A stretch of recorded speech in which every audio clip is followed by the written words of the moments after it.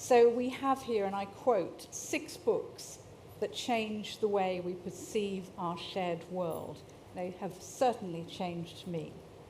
Amitav Ghosh's book, Smoke and Ashes, Opium's Hidden Histories, Ed Conway's Material World, a substantial story of our past and future. And here with me on stage from your left, Ross Perlin, Language City, the fight to preserve endangered mother tongues. And next to Ross, Kate Kitagawa and Timothy Revell. Together they are representing one book. We'll find out how they wrote it together. The Secret Lives of Numbers, a global history of mathematics and its unsung trailblazers.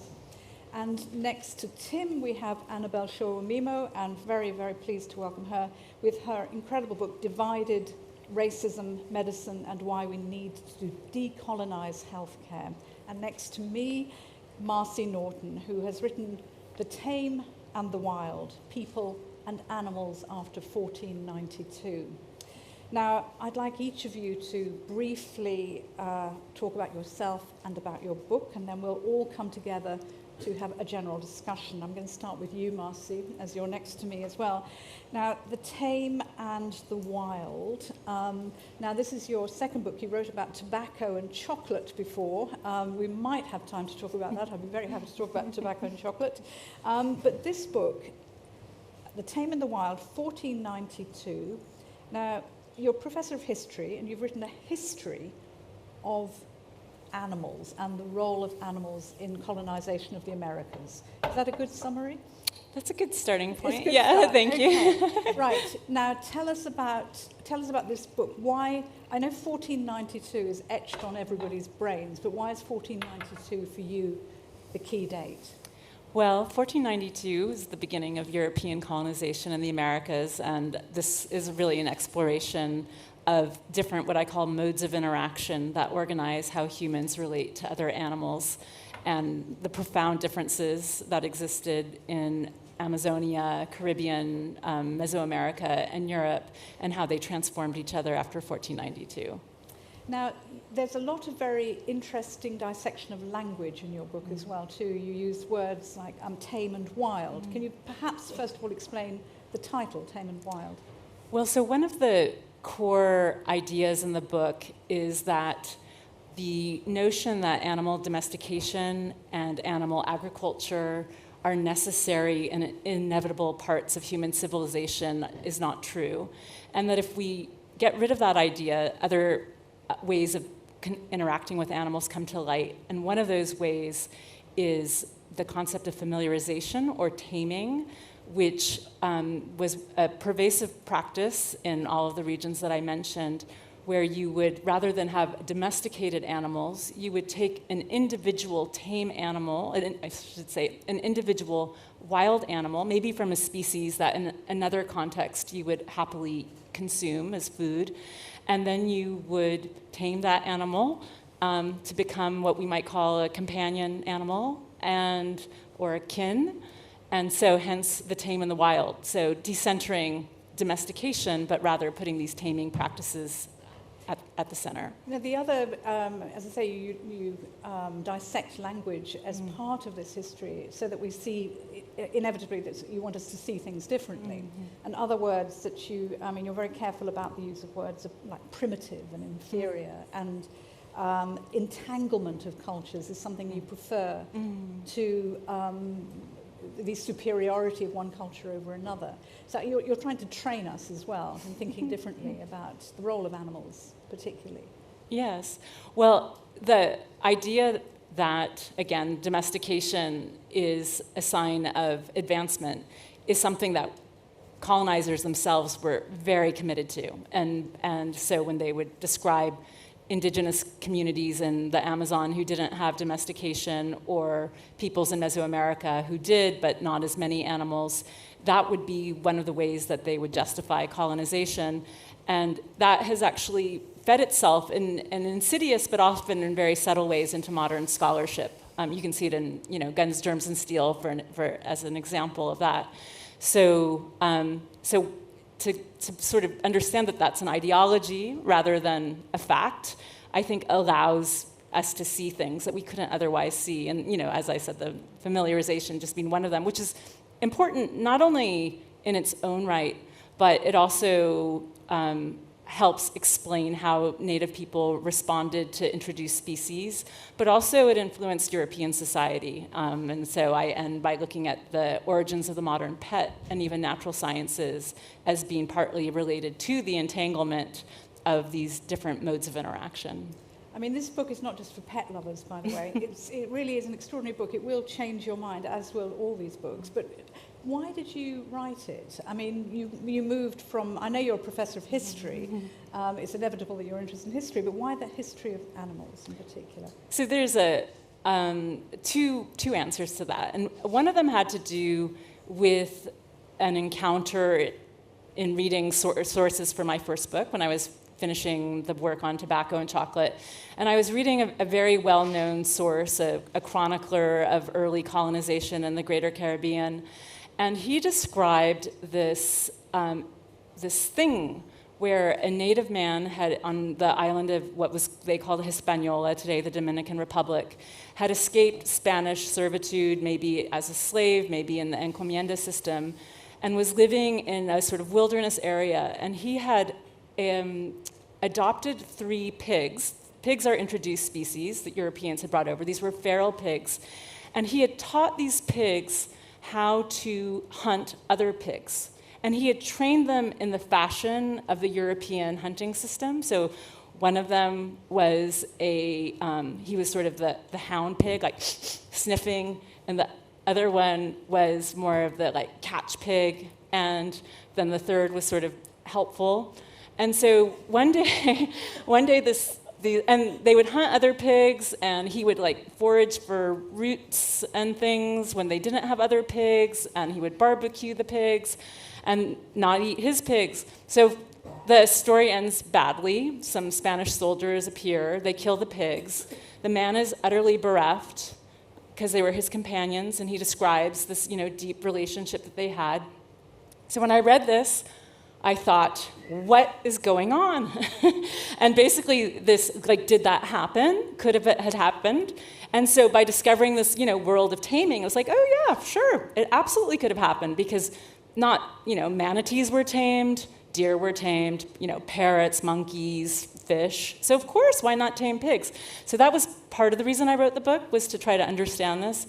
And the other one is because when I started, as an adult, I had a dog, and I still have a dog, not the dog that I had when I started working on this book, who I loved, and I also am aware, even more now than I was then, that 92 billion animals are slaughtered every year, who one knows are not that different than dogs, and live horrible lives, and also contribute to loss of biodiversity and climate change and so on.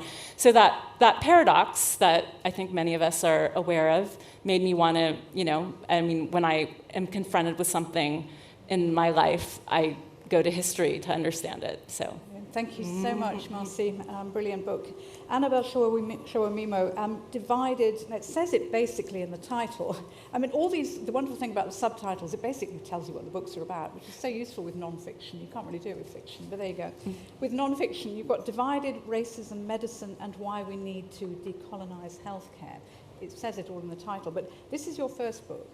And what an achievement. Written from your own observations, as you say, as a doctor, an academic, and an activist, and a writer, and in which you explore health inequalities today and historically, and you make a really urgent call for change. Why did you write this book? So, absolutely, Divided for me felt extremely urgent, and was also a point of catharsis, so I felt I needed to write this book. To paraphrase, I believe Orwell said, those who control our past define our future, and Divided very much speaks to that. So it's part my memoir and my experiences going through the medical education system. So I'm now a community sexual reproductive health consultant, I'm also doing my PhD at King's College London, and I also founded a charity now called Reproductive Justice Initiative, which very much looking at inequalities in sexual reproductive healthcare. And all of those things have shaped my experience of the healthcare system. So I've been looking at it not just from a clinician, but an advocacy point of view. And when 2020 and the pandemic happened, and everybody's lives grounded to a halt, I found a lot of the conversations that I'd been having and a lot of my colleagues have been having who work in health inequalities, but specifically looking at racial disparities within healthcare, saw come to the fore. And there was a lot of misunderstanding around how these inequalities operate. So we saw statements saying that black and brown people being affected by COVID predominantly in the first and third wave was because of biological differences, which is something that cannot ever be plausible, and that shows a poor scientific literacy and understanding of race. So it was an urgency for me. It was a long time in the making. I'm drawing on experiences and encounters I've had during my medical degree and up until present day, and talking to various advocacy groups. But yes, it was very much something that I felt like couldn't not write. Well, again, it's an incredibly ambitious and absolutely brilliant book. But you said that you write that these inequalities have always existed. But then you also say that modern medicine has a colonial and racist history. How can we, what does decolonising medicine mean today?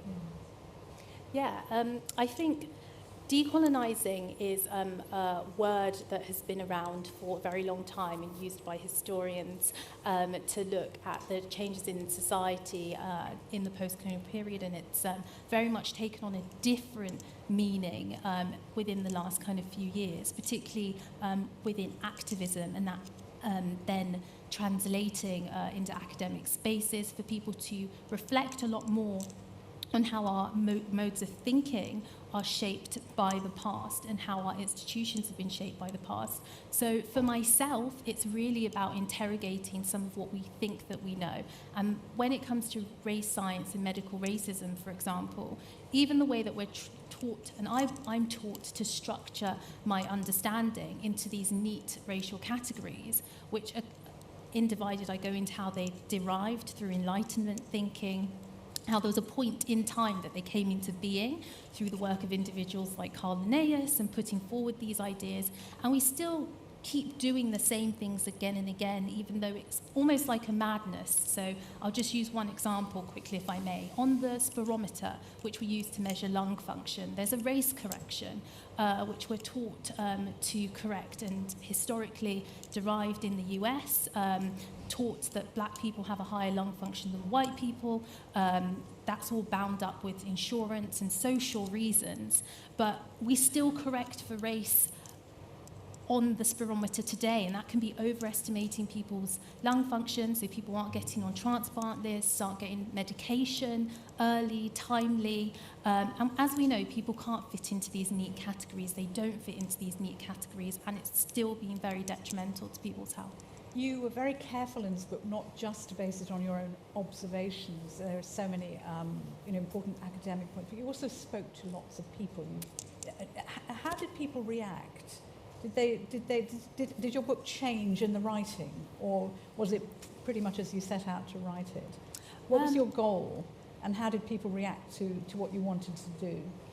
So I think when you set out to write a book like this, there's always a nervousness, because ultimately I'm trying to change the status quo. I'm trying to challenge a dominant way of thinking and narrative, and it's about pushing back against a single story. So there's a nervousness that you're going to have a lot of hostility, and there has been some hostility in some spaces. However, actually, I think because of the window of opportunity in which I seized to make this conversation maybe more mainstream and accessible, it has been welcomed, because people could see clear examples, which I do build into the book, around particularly COVID, where people could no longer get away from the uncomfortableness of the conversation. It was really useful in that regard, wasn't it? The tragedy of COVID, I often say, was when it comes to discussing race science and pushing that conversation forward, it was a tragic gift in that capacity. Thank you for the moment, Annabel, very much indeed. I also want to talk briefly about Amitav Ghosh's book as well. I know he's not here at the moment, but you need to know about this book as well. It is on the shortlist. His book is called Smoke and Ashes, Opium's Hidden Histories. And it's a non-fiction combination of travelogue, memoir, and history. And is another searing investigation into the negative impact of colonization across the centuries through the growth and trade of this very small plant, opium. And as you'll know from Amitav's novels, especially the Ibis trilogy, he has spent decades researching and writing about the economic and cultural impact of the global opium trade. Now, this is from the 18th century right up to the present day, and the opium crisis and OxyContin and the scandal in the USA. It is, again, it's a very, very powerful book, and it's very difficult to read, but it's very important to read as well. And in a way, if you know his work already, you know it's part of his greater scheme of looking at this greater project of what he calls racial capitalism, to expose the history of racial capitalism. And he covers this one small plant, he covers this history of this plant through Britain, India, China, the whole world. Another really great book. So you've got lots to read, lots of books to buy afterwards, by the way. And we go on from, if you like, the biography of one small thing, one small plant, opium, to Ed Conway's remarkable book. Ed is there. I think he's probably 10 times bigger than all of us, but you can't see yourself maybe, Ed, but you are enormous. It doesn't mean your book is less or more important, but it is an absolutely amazing book. So instead of taking one substance, Ed Conway took 6 substances for the subject of his book. It's called Material World, a substantial substance, his story of our past and future. Now, Ed is economics and data editor of Sky News. Now, Ed, you travelled far and wide for this one to report on not just one, but 6 raw materials. Why 6, and why these in particular? We can't hear you, so just one sec. We're just going to wait and get some sound up. Hello, brilliant. Definitely. Go for it. So why the 6? First of all, I just wanted to say I'm sorry I'm not there. I thought I would be there in person, but our son arrived. I've got a photo of him. He arrived a little bit later than we expected. And okay, so you win, we... Ed. Brilliant. Congratulations. Yeah, it's fantastic. Yeah, no, so we're in our bubble at the moment. And I'm sorry as a result that I'm kind of looming in that Orwellian way. Annabel was talking about Orwell. Very fitting, don't worry. So the reason it's 6, I mean, there's no definitive list of what materials matter for the world that we inhabit. And so this is not an exhaustive list, but it's just to say that I guess part of what defines us as humans, and this is the kind of overarching thesis, I guess, of the book, part of what defines us as humans is that forever, since the days of the Stone Age, we've been taking stuff out of the ground, turning it into tools, and using those tools to try to improve our standard of living. I mean, that's part. It's not all of the human story, but it's part of our story. And we these days, I think, certainly I kind of used to, I think we slightly forget that, and we forget that there's still quite a physical, material side to our existence. We think that the Stone Age was a long time ago, but in some senses, we're still living in it. We don't get stones out of the ground and turn them into axes anymore. We get stones out of the ground and we turn them into semiconductors and to solar panels and to all of these different things. And in order to kind of understand that rather more material side of our existence, it's quite useful to just change your perspective and go kind of leave the brain and just look at, okay, here are these materials, here's their story, here's how they get out of the ground and into our lives. And along the way, you kind of understand a lot more about the compromises it takes to get stuff out of the ground and turn it into the devices we use every day. You understand about the environmental implications. You understand about the human implications and devastation in some parts of the world that that's causing. And for me, it was certainly, you know, a wake-up call to think about the world differently, because here we are, you know, in the UK and in many other parts of the world, living in cities where we're so far away from the reality of how stuff comes out of the ground in mines and in other places like that. So yeah, it was just an opportunity to look from a different perspective. There's no definitive list, but it's a start. Well, the list is sand, salt, oil, lithium, copper, and iron. So that's the definitive 6 for you. Is that right? Well, it's a start. It's a start. Okay, so book number 2, maybe. Think of it. But there was actually going to be another material. There was going to be wood as well. But in the end, there's just so much to say about these materials. It truly was like diving into that kind of world turned out to be just far more fascinating than I had expected. I thought that I could, you know, round up the story of glass in a few thousand words, but in the end, you know, it took kind of 10,000 words, because there's such a fascinating history to glass, but also such a fascinating present-day story to glass. I mean, you know, much of the scientific revolution, the Enlightenment wouldn't have happened were it not for glass lenses and glass containers. But even here today, we wouldn't have semiconductors, we wouldn't have silicon chips if it wasn't for some amazing pieces of glass machinery that are able to take light and beam it onto little bits of silicon and turn that into computer chips. So what I love about seeing the world from that perspective is there's a kind of circularity about it. You know, history is echoing still today. We think that we've transcended all this stuff, but in actual fact, we still inhabit a world where materials are all important, and our relationship with them is really important. it's interesting because several of these books are they're great celebrations. They're wonderful. They're quite joyful in many ways. So you do get very excited in your book as well about how extraordinary these raw materials are. But there are still the warnings, which you make very, very clear indeed about how dangerously dependent we are on these raw materials, and obviously, as you said just now, the environmental damage and so on. Is this something that comes from a personal conviction that you think these materials are extraordinary yourself, but you also want to warn us too?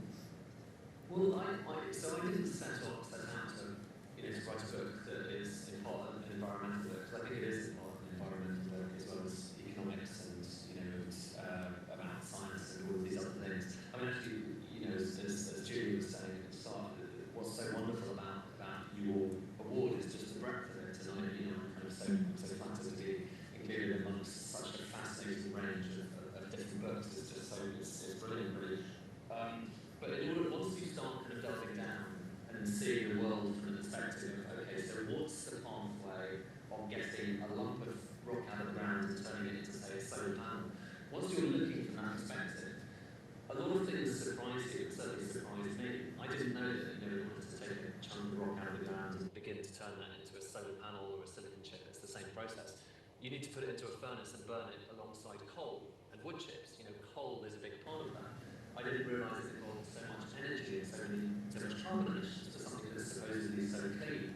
And this, remember, is obviously part of the grand AI future that everyone's celebrating. It's still a physical future. Once you're down at that level, as opposed to being kind of in the newsroom that I usually inhabit, or in a classroom or somewhere else, once you're looking at how something is actually made, there's just no escaping the environmental impact. And I think that one of the warnings or the wake-up calls that I had when starting to look at that was that we have massively underestimated the degree of the challenge that we've set ourselves by going for net zero.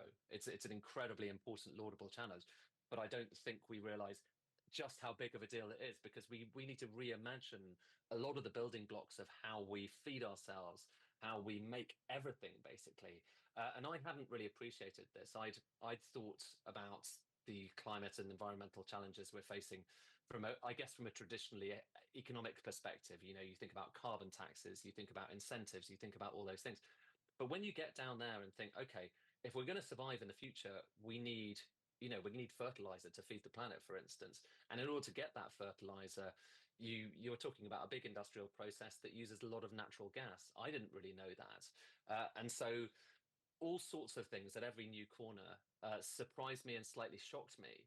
And so what started off as just a book to try to understand our place in the world and our relationship with those substances that comes out of the ground, so as human beings, started to turn into something which was, I think to some extent revelatory about the extent to which we are so reliant on these things, and the extent to which just the production of everything is really carbon intensive and energy intensive. And then actually it was pretty much while I was writing the book that Russia invaded Ukraine, and then we all had a reminder that energy was incredibly important, and that when the price of energy goes up, the price of everything else goes up.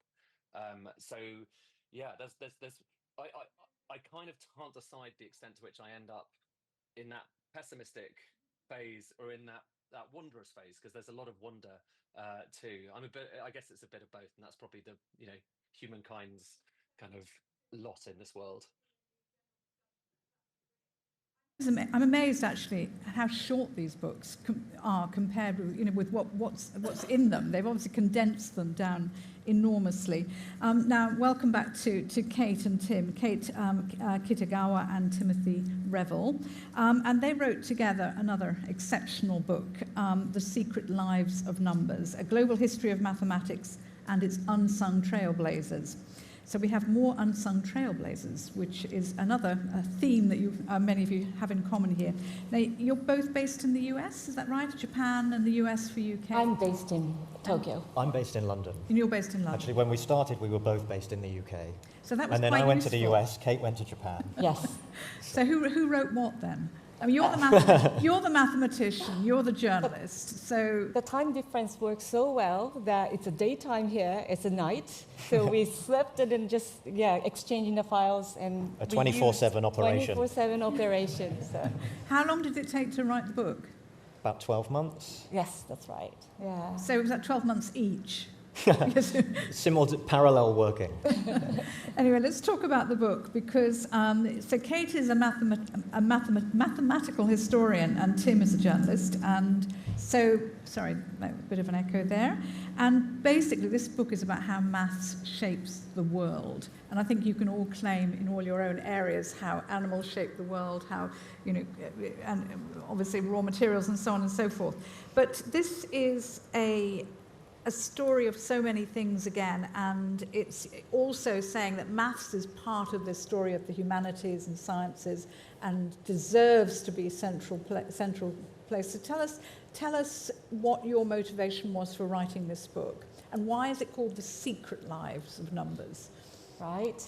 So when we started, we thought this is like easy topic to write, but it wasn't.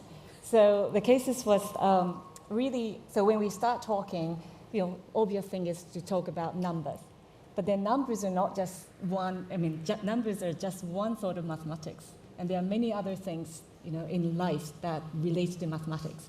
So we started to talk about time, for example. Everybody calculate times, and then we have to figure out times. We met here at 6 o'clock and so on. So we started to think about time, like how did it relate to the history of math? And other things like, the rocket sciences, for example, like it's very recent development, but how did it come about? And how is it really relating to other things in the past and so on? So there are many things that we explore together. And at the same time, as you said, this is secret history, that there are many figures, their life stories have not been written at all, or sometimes been distorted in a time of their lives or after their lives and so on. So we had many stories after stories to discover. And also my background coming from Japan originally, and went to Canada and then studied in the US, and then moved to Europe, and then went to South Africa to teach. Then collecting all those materials, there are many people whose work is so important that we thought we'd like to include their stories. So there is a strong, European history of math being written already. So you wanted to shift the or becoming more inclusive view. in a way. So in that way, it's accessible, and also it is really for a general reader. So we do not want to talk about like technical math or really like technical things about even calculus. Like I we suppose have an having the two of you write this together, Yeah. you were able to do that because are you you're a lapsed mathematician, is that right? Right. Yeah, so What does that mean? It means I did a PhD in mathematics, and I was at one point I'm a practicing lapsed mathematician, and then I gave it all up to become a journalist. Right.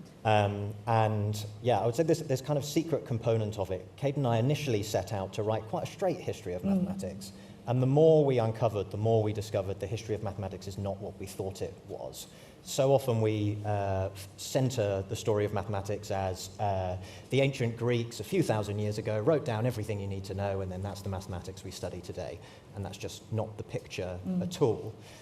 We start the book with this scene from the political drama The West Wing, of all things, where these policy wonks walk into the room, and they've got this big map, and it's the map you've seen all of your lives. It's called the Mercator projection, and they're trying to convince the people in the West Wing that the map you know is wrong. On this map, the map that you're really familiar with, Europe appears to be bigger than South America, but South America is actually almost twice as large as Europe. Germany appears to be in the center of the map, which is no surprise. It was extremely powerful when this map was created. But Germany is actually in the northernmost quarter of the planet. And so this map is distorted. And this is a mathematical fact. If you try to put a sphere onto a 2D plane, you have to distort the map in one way or another. But the way that it has been distorted over the years puts an outsized importance on Europe in the history of mathematics. And that's what we've tried to do in this book, is just present another map. And a really great map can be illuminating and tell you a different side of the story. That's what we aim to do with this. And again, it's one of those things a bit like languages, if you like, with mathematics. Oh, I was terrible at maths at school, or I was terrible at languages at school. And you obviously weren't terrible at maths at school, but it is one of those subjects that you have to convince them sometimes, don't you, to be interested in maths and to explain that actually the basis of civilization is maths. Is it not? For you too, It definitely is. Yeah. This is like a book that's dedicated for those people who never read anything about math. So I think we made it clear that the goal was really for the people who would probably not like math so much in the past, and then try to have these accessible stories and also human side of stories. And we highlight the relevance of the stories to like current days. So it's not at all about like math relationship with a person with the mathematics, but it's about the person and the world. So that's why we have these selected topics in this book, and we try to have more readers who will usually not read about mathematics. One of the stories we have in the book that kind of underpins this is the role of calculus. So calculus is this kind of like word that often means boring and difficult. And it is something that completely underpins our society today. You can't write a scientific paper without using calculus in one form or another. Every computer uses calculus in one way or another. To build a semiconductor, you can't without calculus. And the story of calculus is often told as a kind of battle between two European greats, so Isaac Newton and Gottfried Wilhelm Leibniz, who was a German mathematician. And the story goes that these two were trying to vie for who got there first with calculus. Newton says, look, we'll get the Royal Society to decide who gets there first. Royal Society goes away, writes a report, decides Newton. Newton was the president of the Royal Society at the time, so of course it was not particularly clear in the way that it worked that out. But the real answer is that neither of them got there first. There was a group of mathematicians in India 300 years before in this Kerala school led by this mathematician called Madhava. And this group, they had the beginnings of calculus. Calculus is all about infinite series and dividing very small things together and working out how these patterns can tell you about bigger patterns. And that's what these mathematicians were doing in India. And it's a piece from the puzzle that we completely omit. And the analogy we use in the book is, yes, the mathematics of Kerala, India in the 1400s looks very different to the calculus we use today. but so does the light bulbs that we use today compared to the ones that Edison was building. They were terrible. They broke all the time. The light they produced was rubbish. But we talk about Edison first when we talk about when the light bulb was invented. And it's the same when we talk about calculus, that we ought to be giving credit to those great mathematicians in India as well. Mind-changing, mind-boggling, absolutely extraordinary book. Another one. And I have no idea who's won, by the way, so I just love them all, and I don't know how anybody could actually possibly choose between them. But this is our evening to celebrate all of them. And finally, Ross, thank you for being so patient. I hope you're not jet-lagged. Ross has come from New York City, but Ross Perlin explores the linguistic diversity of New York City. In Language City, the fight to preserve endangered mother tongues. Now, Ross is a linguist, he's a translator, he's a resident of New York, I assume and hope, and co-director of something I think you set up, is this correct? The Endangered Languages Alliance. I'd love to know what that is in a minute. And so your home of New York was the starting point for this book, but you are championing endangered languages everywhere. Another hugely ambitious book. Tell us about the starting point for this book, and what is the Endangered Languages Alliance? Of the world's 7,000 plus languages, and we can talk about that number and what's a language and what's a dialect, classic question. As many as half are considered today to be endangered by linguists, meaning that they may not be spoken in 100 years or so.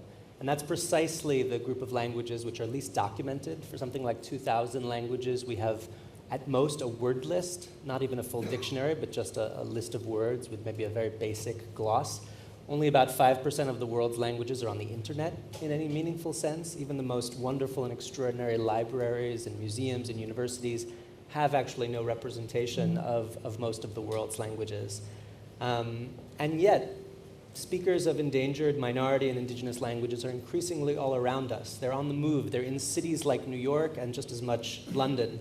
So Language City is a book about languages and cities. It's about the most linguistically diverse city, perhaps in the history of the world, which is contemporary New York, although I think actually London would really give it a run for its money if it were properly documented, which is something I would love to do. And I know that there are just a range of languages here. Surely it's your next book should be London. The next book, hopefully.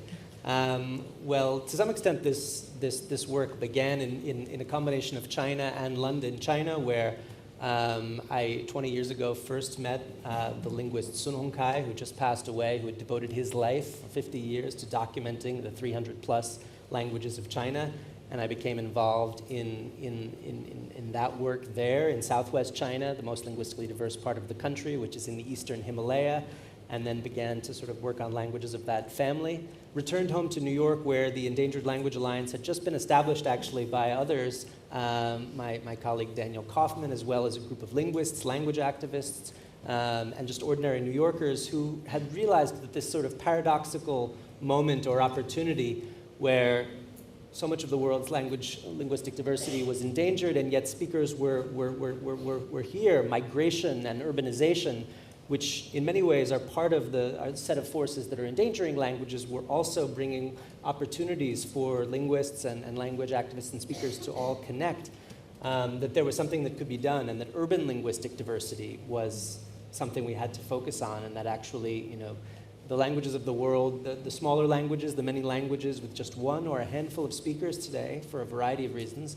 are not just on distant islands and mountains, but are here very much among us. And I'm very pleased just to say also that of the 6 languages that are focused on here, one of them, Seke, which is gets perhaps most in focus, a language of Nepal, 5 villages of Nepal close to the border with Tibet. One speaker is here with us tonight, Bikas Gurung, who is a Gurkha serving in the British Army currently, and has been a collaborator and friend in this work, along with our colleague Rasmina in New York, which is where now about a quarter to a third of the Seke-speaking community has migrated to New York. So, Orche, Bikas. As a linguist myself, I love your idea that all languages are equal. And it doesn't matter how few or how many people speak it, they are all equal, they're all deserving of attention. Why are you worried about, why are they so endangered? What's happening, and how can we save them? The vast majority of the world's languages have traditionally been oral, and that has not sort of meant anything in terms of their cognitive and communicative complexity.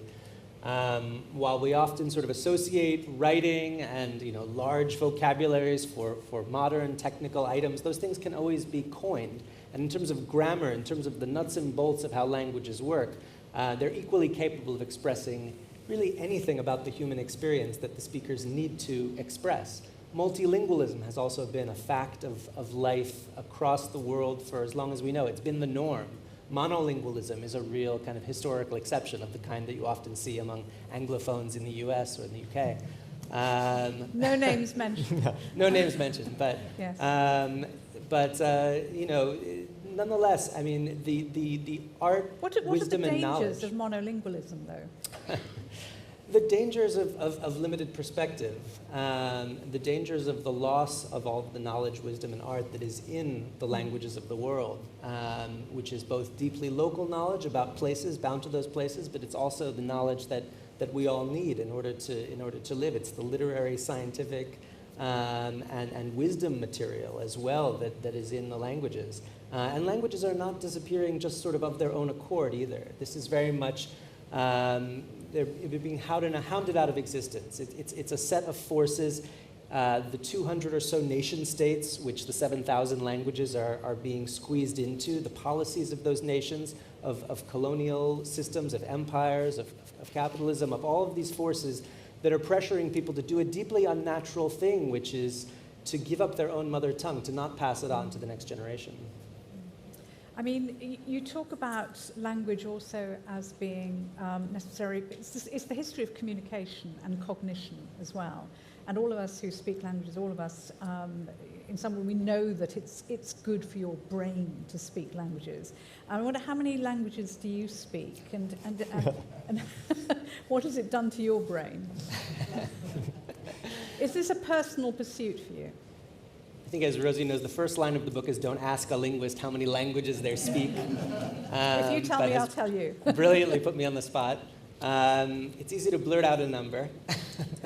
And I do give a sort of short personal linguistic history in the opening of the chapter, in the opening of the book. And I do the same for the 6 speakers who are featured, from speakers of languages around the world, who've come to New York, and New York is just a sort of lens, or it's a test case, making this a book also about migration and diaspora, and obviously these topics are kind of deeply current, and the pressures they're facing. It's also a linguistic history of a city, a portrait of a city, through its lesser-known languages. I don't think there's been a linguistic portrait of a city or history of a city in this way. It's tied to the work we've done in terms of mapping those languages. My personal linguistic history is interwoven with the history of the city. It's as the grandchild of immigrants who came from Eastern Europe to New York as part of the Great Migration through Ellis Island. Multilingualism that was increasingly lost. I grew up largely monolingual in English, but very much alive to the languages all around me, listening in, even just in the last day or two here in London, just listening to the languages all around and trying to make sense of this extraordinary fact that you have languages from all over the world with very deeply different ways of talking about the world and seeing the world, kind of all in contact and in combination with each other, overlapping, but also sort of growing in their own ways. There is a wonderful addition to your book as well. You can actually hear these 6 languages spoken on the website that you have, which is really, really worth listening to. It's such a fantastic project. The book itself is amazing, but the project itself is wonderful. And thank you so much, Ross, and thank you to all of you for describing in such succinct terms your books. Now, we've got about 15 minutes to talk amongst yourselves about basically about possibly the themes you might have in common, and then we'll open it up to questions at about 7:10, maybe a little bit later, depending on what happens. So if you've got questions you want to ask as well, be prepared. Now, we spoke with some of you about how you came up with your topics. I'd be very curious to know how these books changed you. How in the writing of the books and in the perhaps initial motivation that you had, what did you discover and how did they change you? Marcy, I haven't heard from you for a while. You've been very, very good, very patient listening. In a number of ways. I think I actually, first of all, I didn't know it was going to be a book about, well, among other things, the problem of centering animal domestication. That was an outcome, not something that I went in with it. And I didn't expect there to be, because I think maybe like a lot of people, I sort of thought about the contemporary animal agricultural situation as having a relatively recent origin with industrialization.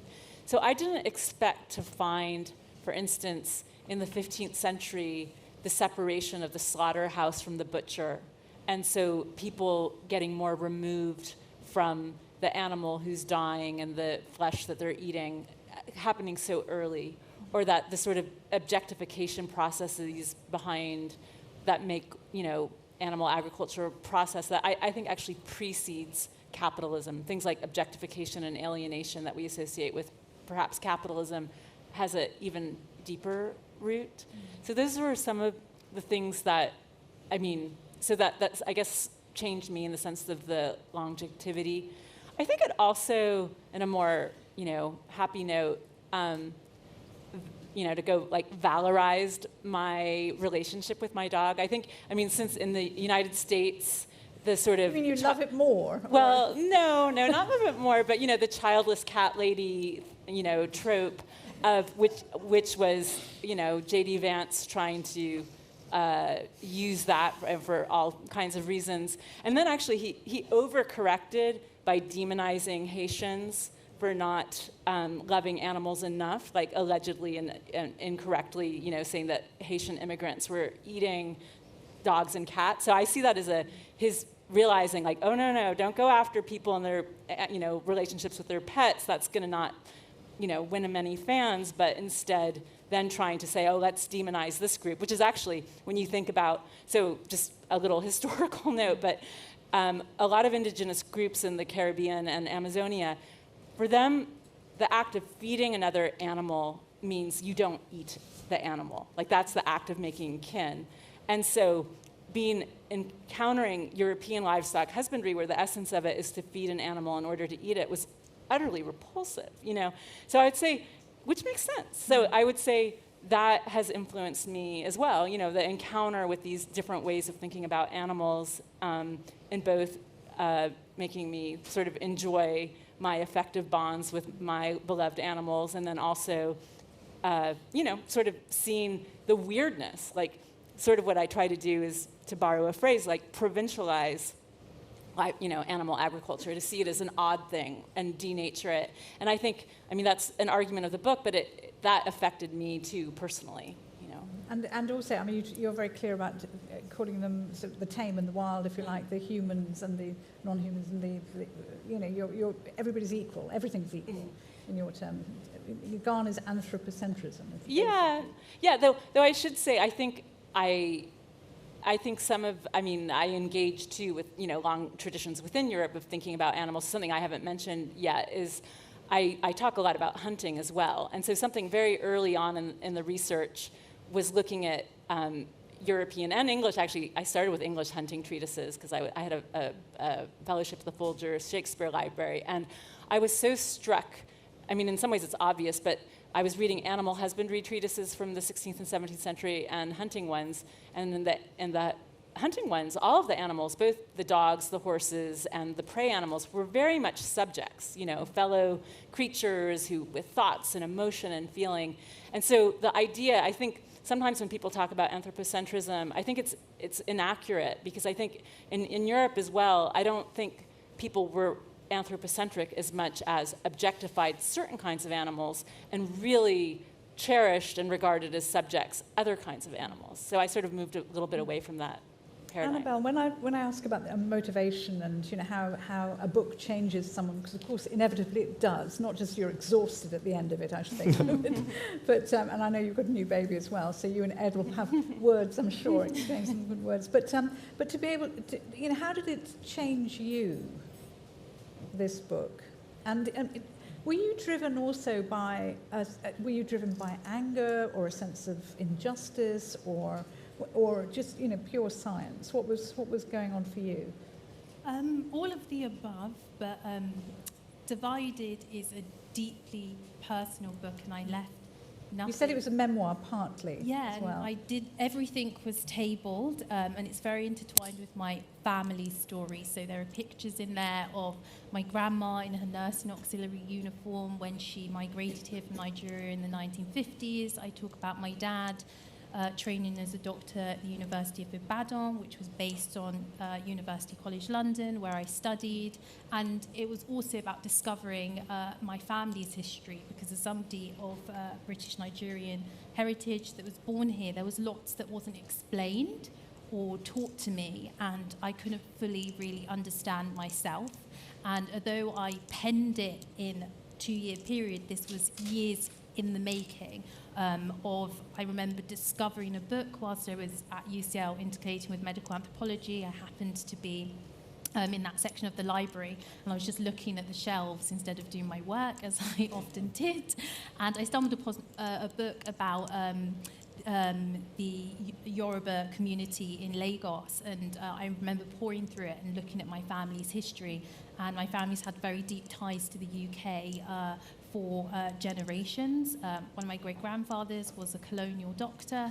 And so for Divided was a deeply personal story. It was something that I had a lot of things that I needed to understand for myself. It also changed me and made me more committed in terms of when you're an academic and you're committed to science, people often tell you that you also can't be kind of an activist and you're not objective. And in Divided, it really interrogates the idea of what is objective science and the idea that our foundations are actually quite rotten. And there's also been a lot of individuals and who gets license to, not have ideas that are objective and make them embedded within our scientific system, and who gets to be more than one thing. I'm often told that I have to box myself in and be a clinician, but Divided made me realise there's been lots of people that can be polymaths over time, and actually we should have more specialisms and broader ideas and not stay in our lane. So yeah, I came out of Divided, despite it being a very difficult thing to read, feeling really invigorated and committed more than before. Did any of you find writing about the difficult parts of, because each of them has a very difficult part of history as well, it's not just a celebration. Did any of you find it difficult? Was it hard to live with sometimes? Anyone? Ed or you weren't traumatized by any of the discoveries you made?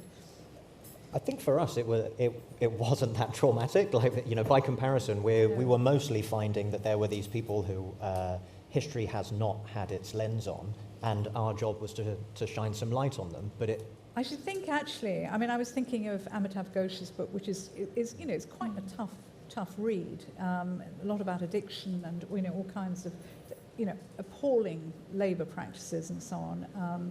And that is, they're hard, and I do wonder sometimes how authors live with these really difficult topics. But I'll go to Ed, because I haven't heard from Ed for a while, and I was wondering, Ed, you speak, it's also a history of secrets as well. I wondered how difficult you found it when you were writing this and doing the research in getting access, because some of these places are really remote and really difficult to track down. Yeah, it's a really good question. And I struggled, to be honest with you, because a lot of the places I was focusing on and looking at were kind of both off the beaten track, but not the kinds of places where journalists go too much, to be honest with you. And so I had to kind of track down the random person running this line who'd never spoken to a journalist before. And most of these people, there's this whole other universe, that's the point of the book. Most of the people in the material world who are kind of getting stuff out of the ground and turning it into the products we use, they're not really kind of people facing all of the time. They're doing their work, behind the scenes, so it wasn't really, but maybe for the most part, when they're talking to a journalist, it's something terrible has gone wrong, but there is a oil refinery or a chemical plant or one of these mines. But I mean, can I answer your first question? Well, I was definitely changed in a couple of ways by writing this book. I mean, the first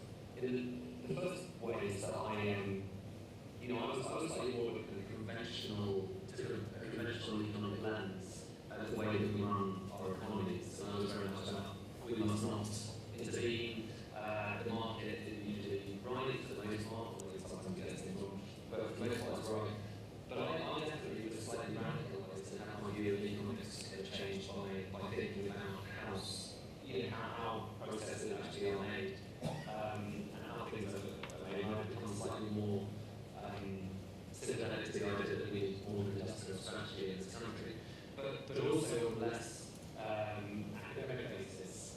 I used to love buying a new iPhone every year or whatever the device is. I love devices. I love technology. But once you've seen, it's like kind of going to the sausage factory, once you've seen what it takes to make those things, once you've seen the reality of what that involves both for the environment and for communities around the world, then you think twice about that kind of thing. And so having kind of realised the quite brutish reality of how we get stuff, I have become much more circumspect about recycling, about not buying too much new stuff. And I think that part of the route towards getting towards net zero and more circular economy is to remind people, listen, when you're buying something, it comes out of the ground somewhere. It involves a lot of carbon going into the atmosphere. You're a part of that story. And you can also be part of it by just refraining from buying the next thing. The problem is the way economics, the way that consumer economics works right now is we're discouraged from thinking like that. Thank you very much. Very interesting. Back to you, Tim and Kate, just a little bit more insight into, you mentioned some of the discoveries you made as well. I mean, in fact, you made quite a few pretty major discoveries in the writing of this book, and the uncovering of the Trailblazers, as we're calling them, but also, the positioning of certain events in history as well. It sort of changes your historical perspective, I think, on the development of mathematics. Was that something that, it must have been a wonderfully empowering sort of sense of discovery as you wrote the book? Well, it's this, I think for me, the most important things about this book is to integrate all the things. So it's not like flashy discoveries here and there that we made it, not really. That we wanted to have the grand narrative of how things which has been written placed here and there, and then how other stories will be incorporated into these main stories. So we had those many discoveries, so-called discoveries, but they're not something that's to have a highlight of this book. It's more like a general stories, and then timeline itself, and timeline too, we thought this is a linear progression of discoveries after discoveries coming along, but not really. Things are very much beautifully Celtic, as we call it in our book. So things go back and forth, and then things will become more relevant in a different time periods than before, and so on. So I think this book is really about how to place the written history and new discoveries all together as an integrated piece. So this is a great challenge, and as he described, that we wanted to place the lens on the hidden figures. And as you said, there are sometimes very painful stories, but what I learned from it is power of collaboration. So for them too, in the book, you too as well. Me too. That's why I didn't think that he felt so strongly about confronting so many sort of inequality issues, and also many difficult situations that those figures face. But we encouraged each other, and we thought those are important stories to tell. So we did not omit very difficult stories about, say, Hypatia, who has been killed, in a very tragic way, and also the academics who were expelled because of these war-related issues and racial issues. Those people who broke barriers, we talked about things very deeply between us, and then I think that gave us the courage to write in one piece. And for me, that's really important, that this integration, how we seize the world as a global story, and how we challenge to include everything, positive and negatives, back and forth, and also many aspects of things about human. I think we really felt there was a struggle, but also had to go through this. And what do you leave out as well too? Because it's obviously clear that you all had to leave out an awful lot because there was so much to say. Ross, finally, I want to ask you about how much does politics and current affairs impact on what you write and what you think about what you're writing? Because, and this is a question that is relevant to everybody, really, but all these topics are very political. The book is about the past, present, and future of linguistic diversity in cities. And this very much changed over the course of the writing. I think to some extent I initially conceived of it as the sort of the story of the work of the Endangered Language Alliance and of these particular speakers and a linguistic history of a city. But increasingly events overtook the work. Whether it was the election of Donald Trump and a major anti-immigrant backlash building across not just the US, but obviously in Europe as well, of a kind that I think hasn't been seen for a century or so, which was the last time that the US kind of closed its doors. At the same time, COVID, which, when it fell hardest on New York, when New York was the epicenter, and I think this happened in other cities as well, the epicenter of the epicenter was in parts of New York like Queens and Brooklyn that are home to multilingual immigrant communities, where it was not just a crisis in terms of health, but also a language crisis of information not reaching communities and interpretation and language access. Language policy is something that really is still kind of in its infancy in some ways. Of course, there are certain places in Canada or Switzerland where at least bilingual questions or trilingual questions are in focus, and there's a lot of laws and hand-wringing about it. But by and large, we have no real policy apparatus for thinking about the deep linguistic diversity of our actual planet, of thousands of languages and innumerable dialects. And in terms of your other question as well about how to sort of sit with a difficult subject as these challenges became sort of more and more intense, and this question of whether this is peak linguistic diversity today in our cities. I think the flip side of it is that as much as we talk about endangerment and the sort of loss of languages and the gaps that are there, we're also in some ways in the middle of a golden age of language revitalization, which is happening across Native America. It's happening here with languages like Welsh and Scottish Gaelic and Manx and Cornish and so on. It's starting to happen across the world, and it's a sort of a very powerful moment of people rediscovering these ancestral connections, having a desire and an interest for a certain cultural and linguistic continuity that then, as you were saying earlier, has connections to health, mental health, education, one's whole being that is tied up with language. I'm going to ask each of you now the same question, and the final question, really, and then we'll open it up. We did start 10 minutes late, so we're just running a little bit later, as you know. But this is a prize for the promotion of, and celebration, if you like, the championing of global cultural understanding. It's quite a mouthful, but it's a really important term. And I just want to know what each of you understands with that term, what it means to you, and what this prize means to you, because you've obviously had to think about it. Here you all are under this spotlight of this amazing prize for global cultural understanding. Who wants to kick off? Ed, go for it. You're the biggest. I think what's wonderful about listening to this conversation is it seems like there are all of these different perspectives on how we understand our relationship with the world. It's sometimes it's through the prism of in my case, materials. Sometimes it's through our relationship with animals, or indeed the history of medicine and how that has the racial history of medicine as well. I think that,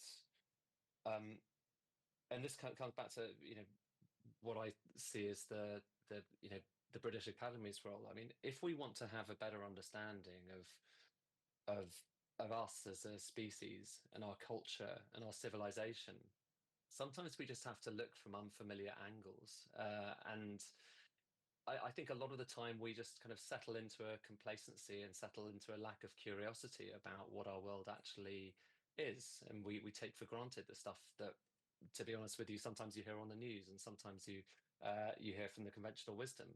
But the world is often quite different. And if we want to understand, the overarching point of my book is if you want to understand the world of the future, then we need to understand the world we inhabit right now. And that world actually is quite different from the one that the conventional wisdom would present to you. And what's wonderful, as I say, about listening to this conversation is it seems there's so many different prisms of having your expectations challenged.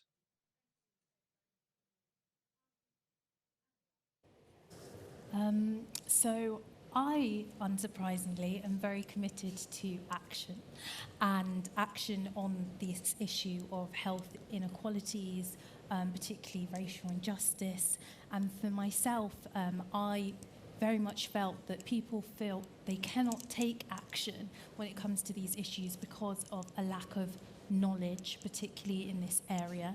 So through Writing Divided, I felt it was very important to foster a greater understanding of what race is and how that's operated globally. In this particular context, I wanted to shed light on how Britain has disseminated that understanding through the legacy of eugenics, that of Galton, and so forth. So for me, I very much was trying to foster more understanding so we can move forward into action. And in it, I quote Angela Davis for one of the chapters and say, very much committed, you have to behave like you can change the world all of the time.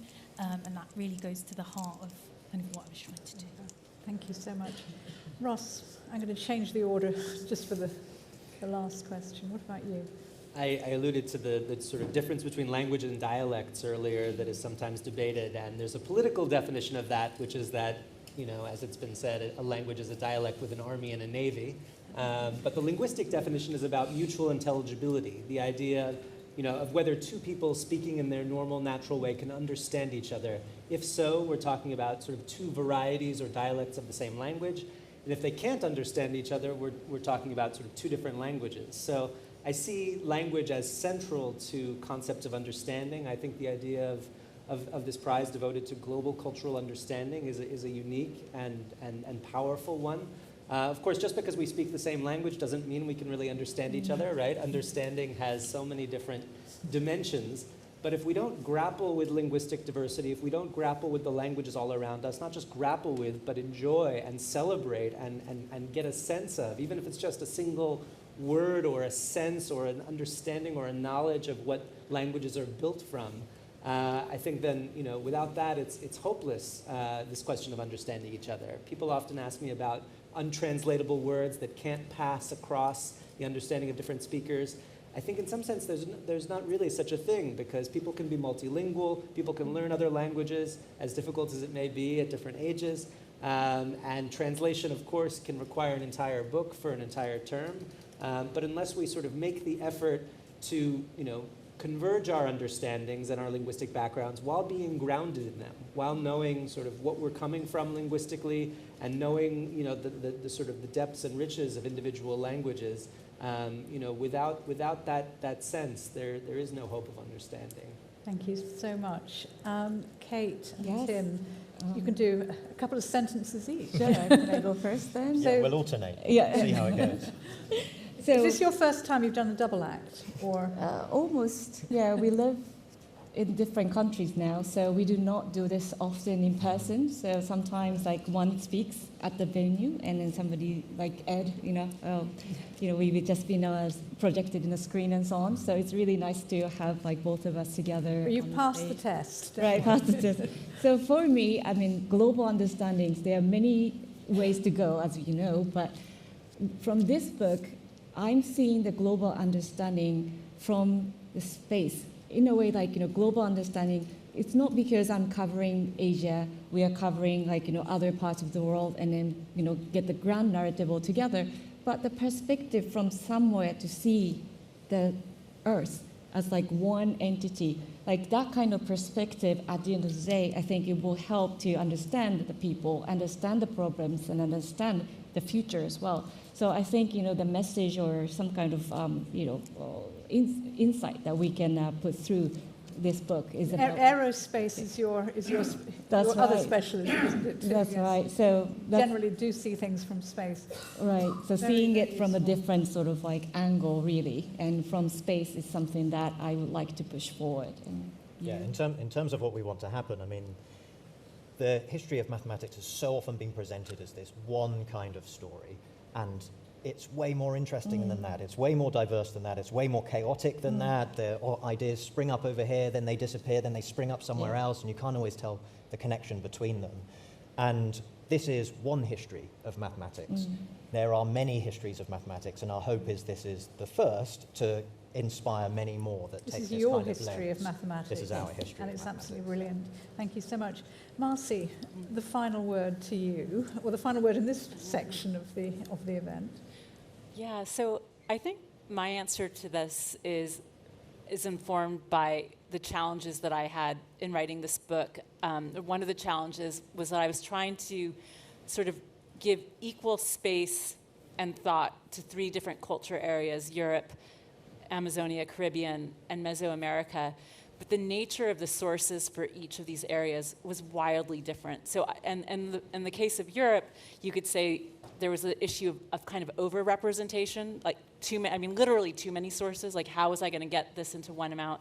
And for these different native areas, which are very different, it was an issue of sort of a paucity of sources and also languages, going back to that. And so I had to come up with a methodology to deal with over and under. And the reason why I'm saying this in the context of your question is I think global understanding in this context requires starting with an acknowledgement of fundamental asymmetries having to do with colonialism and racism, and factoring that into the methods that are used. So, recovering indigenous, and this has some resonance with Ross's book, indigenous terminology for different concepts around animals was really, really important to uncover this. And then conversely, realizing the degree to which narratives about domestication were so important to Europeans and trying to parse those out. So that's how I would answer that. Excellent. Now, I'm not going to say thank you to all of you yet because we'd like to hear some of your questions, and we've got about 10 minutes for some questions if you have them.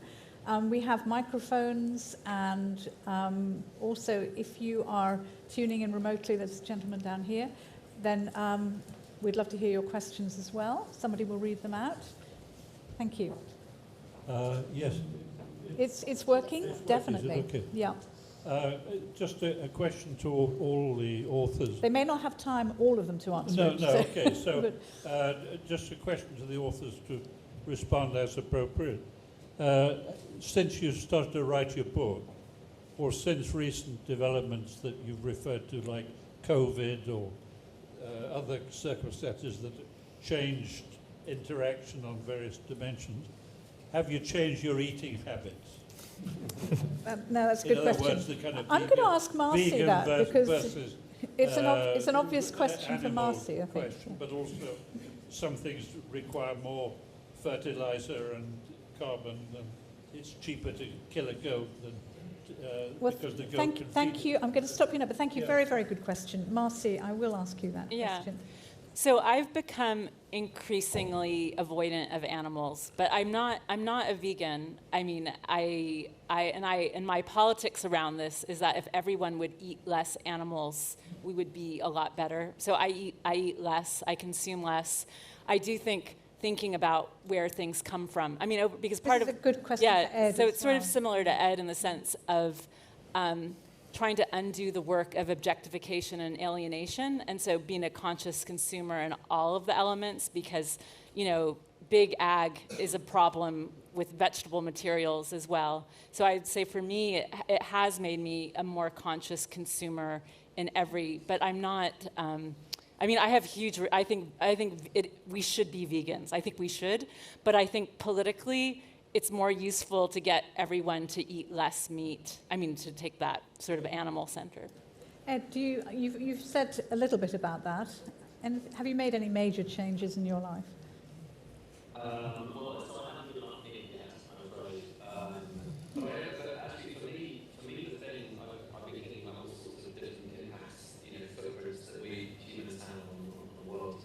For me, the one that, in relation to meat, that's really striking is water. If you were looking at, so I like to try and save water as much as I can, so I turn off my tap when I'm brushing my teeth almost every morning, as I'm sure many people every day do too. If you're doing that, you might save about 7,000 litres of water over the course of a year. If you were going to eat a single double cheeseburger with fries, that's about 7,000 litres. So one big burger with lots of meat versus all of that work you can do to try and save. So the thing I think that would probably change my behaviour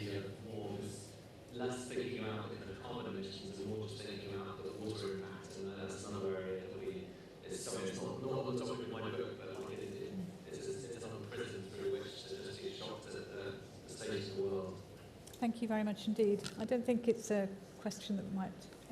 Any other questions? We have 2 questions here. So this lady first. Thank you. So this is a question for Kate and Tim. Can you hold it closer to your mouth? Thank you. This is a question for Kate and Tim. One of the things that I thought was so extraordinary about your book was that it's not just the biographies of mathematicians.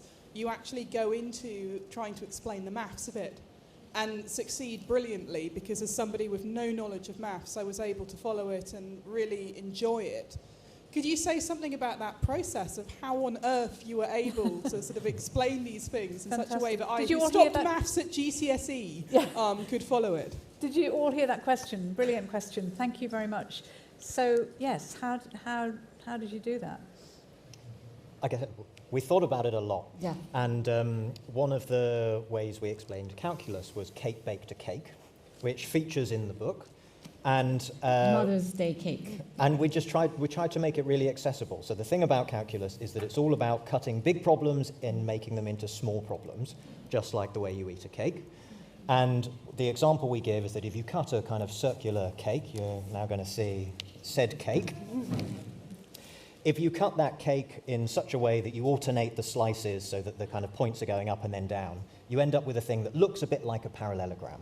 And the task here is to work out how much cake is in your cake. But working out how much cake is in a parallelogram is a lot easier than a circle. And so what you end up doing is you keep cutting this cake smaller and smaller, and these kind of tops of your parallelogram that are currently curved because your cake is a circle end up getting smaller and smaller and smaller. And the magic of calculus is that try doing it to infinity. If these bumps become infinitesimally small, they actually start to become straight lines.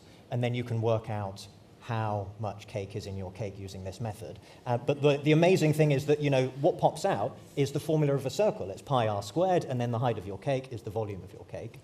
And it's suddenly you feel like an example like that feels so basic, and you're going through it in this kind of like unpicking detective kind of way. And then out pops out that formula you were told to memorize when you're at school. And it's a different kind of way of learning. It's not just, here's the thing and some maths that kind of explains it. It's like going through the detective process that allows you to then understand, okay, that's what calculus is all about. Bravo. What did the cake taste like? Well, go on, Kate. I mean, Well, the cake is good. It's vegan also. Vegan, and this has a bunny on it, so you can see how it's been cut, and then you can trace where things are, and something like that. We really wanted to have the everyday life embedded in this book. So other parts too, just trying to have the ballerinas examples and so on, that we would like to really share the experience with anyone who will pick up this book. So this is really made it so easy and accessible. And we talked about many examples and picked the one that really attracts. But that's the brilliant thing about all these books. They all start really from the ground up.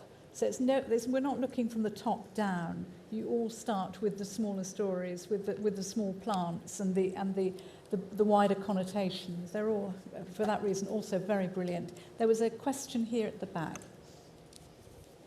Thank you so much, everyone. That was so interesting. Can you hold it really close to your mouth? Thank Hi. you.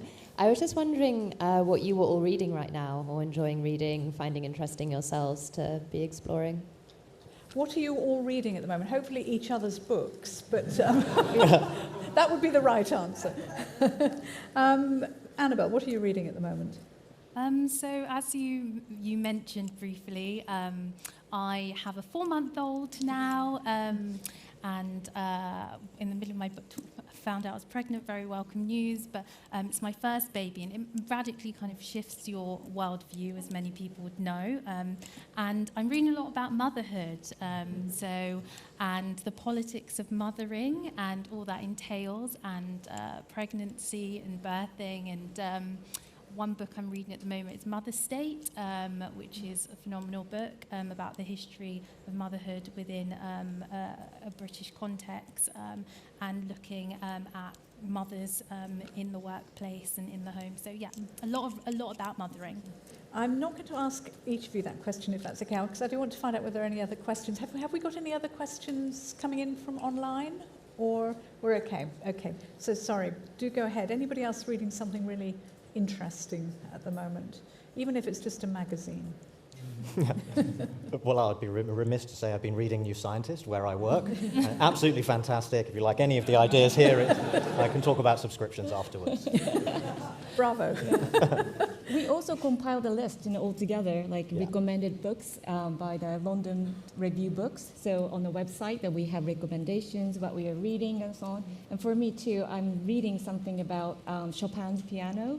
So when I play the piano and it sounds, usually does not really reflect on my writing, but sometimes it might be nice to have some different senses into the writing. So maybe the sound is something that I'm interested in incorporating. So those kind of things that we compiled a list of books that we're reading. So please go to the London Review Books website. And Ross, do you only read books about languages? Or in other languages? To sort of take this stack of books that's sitting right here and take it home with me, hopefully. I think that could be arranged. Get a chance to do that. Yeah, I hope so. I'm always reading many things, and I like to read things that are in dialogue. I just picked up the other day here, among other books, Modern Nature, Derek Jarman, which is enthralling me already. But two books that I'm reading kind of against each other right now that are relevant, I think, to some of the different things we're talking about here. One is The Sky is Falling by Dawi Kopenawa, who's a leader of the Yanomami people, who's written sort of an extraordinary rich account of a worldview and a history. And then I'm reading together with that a book by Larry Roeder called Into the Amazon about Rondon, who was an indigenous Brazilian explorer, geographer, who also did much to shape the history of modern Brazil. So I try to put myself through sort of mini syllabi at times, but I want to read these books, yeah. If you want to know what Marcy is reading, you can talk to her later over a drink, I think. I think we will, unless there are any other burning questions, I think this is where we will end this part of the evening. And I just want to say thank you so much to all of these incredible authors. I mean, these are 6 essential and very urgent books, as you've been hearing. They're histories of great relevance to today, and 6 calls for change and greater awareness. And they show the ability to think big as well. They're stories of wonder too, and of great achievement, but they're also warnings.